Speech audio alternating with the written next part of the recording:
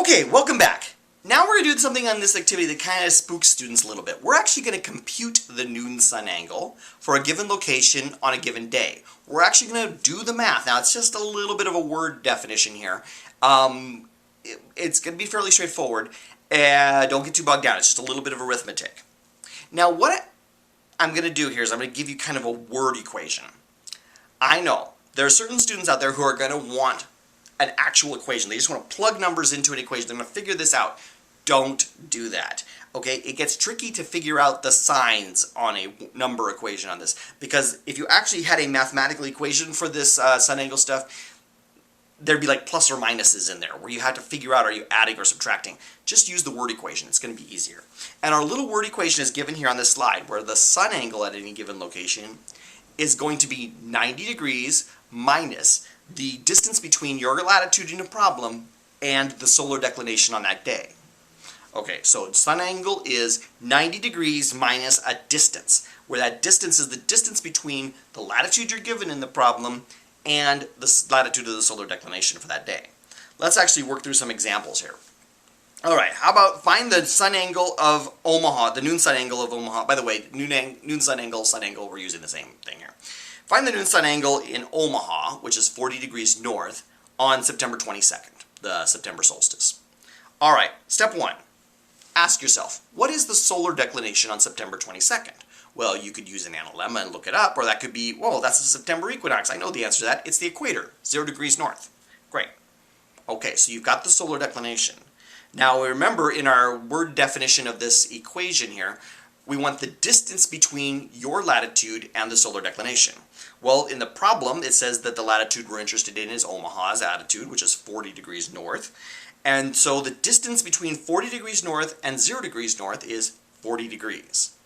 That doesn't seem very hard, right? The distance between. But if it's helpful to you, I recommend sketching yourself a little globe.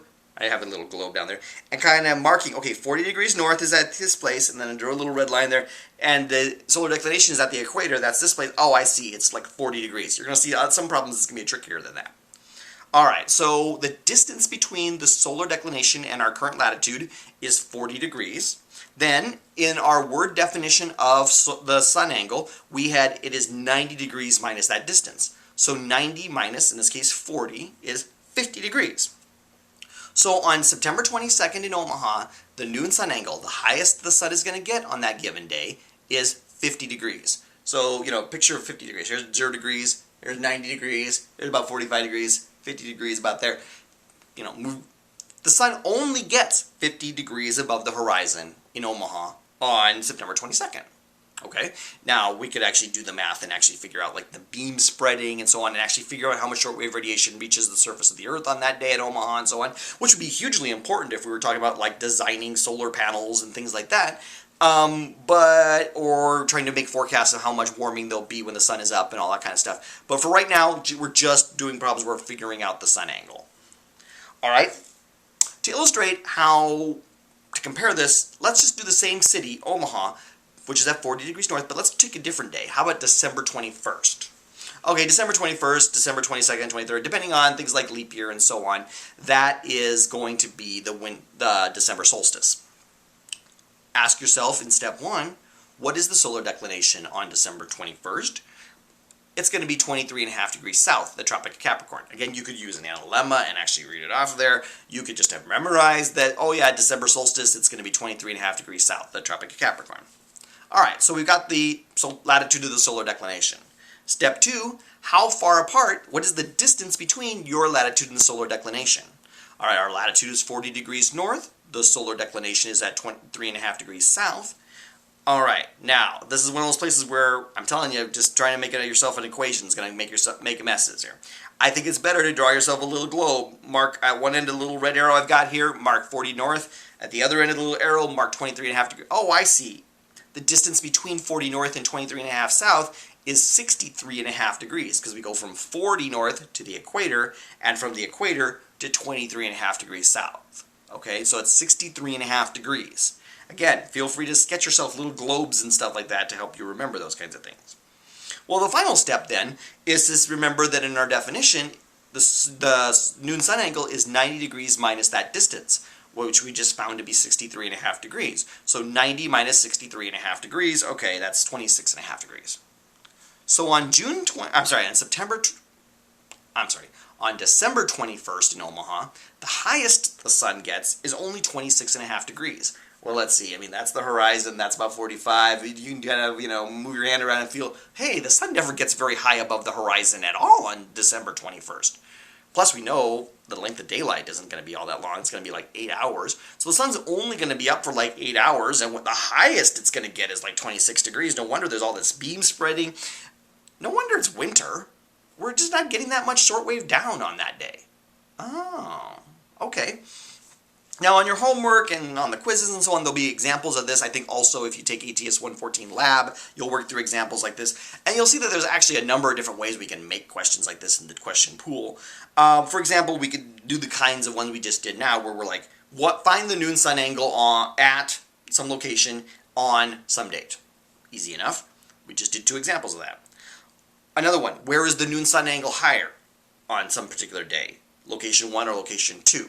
Most of the time when students come across a problem like that, what they do is they just compute the noon sun angle at both of those locations and then report back which one was higher. There's actually a shortcut for that problem, but that isn't how most students tend to do it. Another type of way, a question, on what day is the sun angle some particular number at some location? Like, on what day is the noon sun angle 30 degrees in Omaha? Because that one's kind of a interesting little thought problem there. Let's actually do that particular one. But we could have had a different number there. We could have had a different location than Omaha. Let's ask ourselves this question. When is the noon sun angle 30 in Omaha? 30 degrees. So here's our little word definition. Sun angle equals 90 minus that distance. Well, okay, let's plug in 30 for the left-hand side of the equation, the sun angle part. Well, if 30 is 90 minus something, that distance, then that distance is apparently 60 degrees. Okay, so we need to figure out the distance. When is the distance between your latitude and the solar declination 60 degrees? Okay, well, if Omaha is at 40 degrees north, what's 60 degrees away from 40 north? Oh, 20 south. 20 south is the only place on Earth that is 60 degrees away from 40 north. So now we need to figure out, all right, the answer to this question is going to be whenever the solar declination is at 20 south. Well, then I could just go and grab the analemma and draw a little line across at 20 degrees south on the south side of the diagram there, and I can see that it actually crosses the analemma twice. Once is around the 23rd of January and once is around the 23rd of November. Oh, so there are 2 days of the year in which the noon sun angle in Omaha is 30 degrees north. Cool. All right. We'll be able to do all kinds of problems using these. Are these sun angle type problems the most important thing on the upcoming quiz? No, absolutely not. Are they something you want to get right? Yeah, they're worth, several points on the next quiz, so you definitely want to get them right. But, I mean, this is not going to make or break your performance in the course if you don't get these sun angle problems right, but you also want to get them right. Okay. Question 7, before we move on to the part 4 of the lecture here. Question 7. Compute the noon sun angle in Sydney, Australia, which is 34 degrees south, on the spring equinox. Okay. Well, the spring equinox is a bad choice of words. I probably should have said March equinox or September equinox, but whatever. Either way, it doesn't really matter, because in both cases, the solar declination is the same thing. It's the equator. So now go do the math and actually figure out which of those numbers there, those 3 options I give you, is the right number for the noon sun angle on the equinox at Sydney, Australia. Make a choice from those 3 options and get a little feedback before you move on to question 8.